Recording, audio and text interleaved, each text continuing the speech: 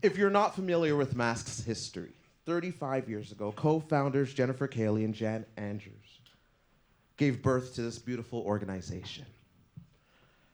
And it's an organization that means a lot to me, personally, in a very big way. Before I even realized it, MASC had been part of my life since I was in the single digits. I am well beyond single digits now.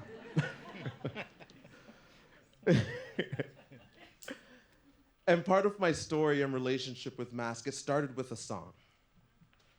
I remember sitting cross-legged in the gymnasium. Well, I wasn't that flexible, so it probably wasn't cross-legged. I was probably hurting in my knees.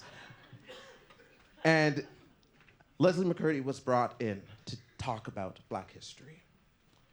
And when she opened her mouth, I recognized the song right away because it was a song that my mother had sung to me and taught me. It's the first one that I recall her teaching. It's a bit of a gospel hymn. It's swing low, sweet chariot, coming forth to carry me home.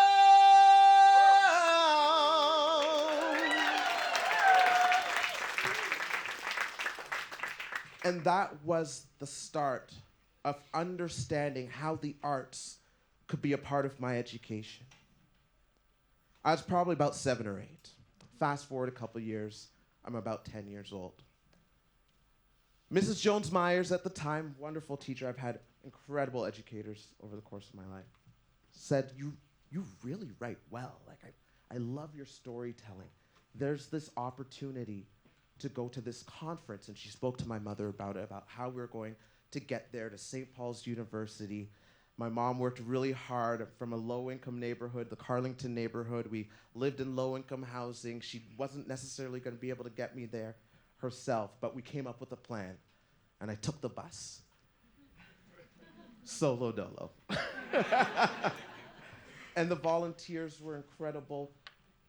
They ushered me along through the hallway, made sure I knew where I needed to be, and you could say that became the start of me really understanding the storytelling aspect of my life. But then here's the critical part. And it's not an overstatement, and I'm not being dramatic when I say that I don't know what my life would be like today without MASC.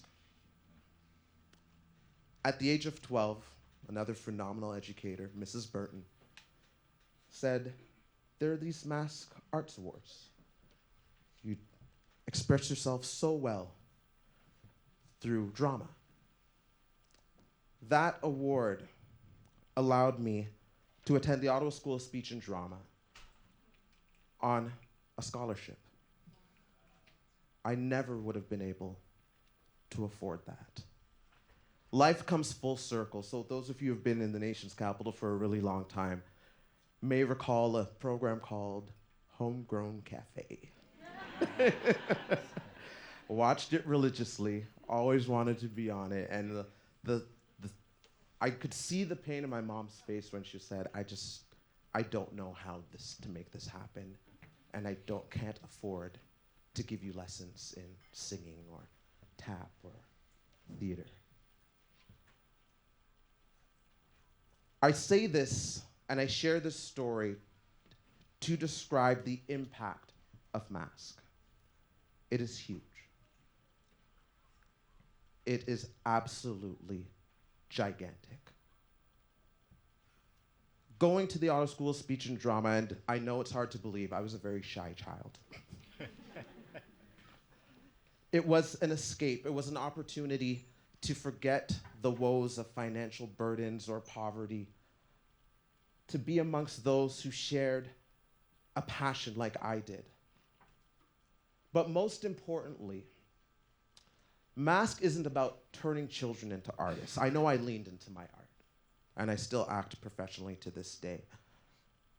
But it truly is about exposing them to different forms of expression, an outlet, a healing.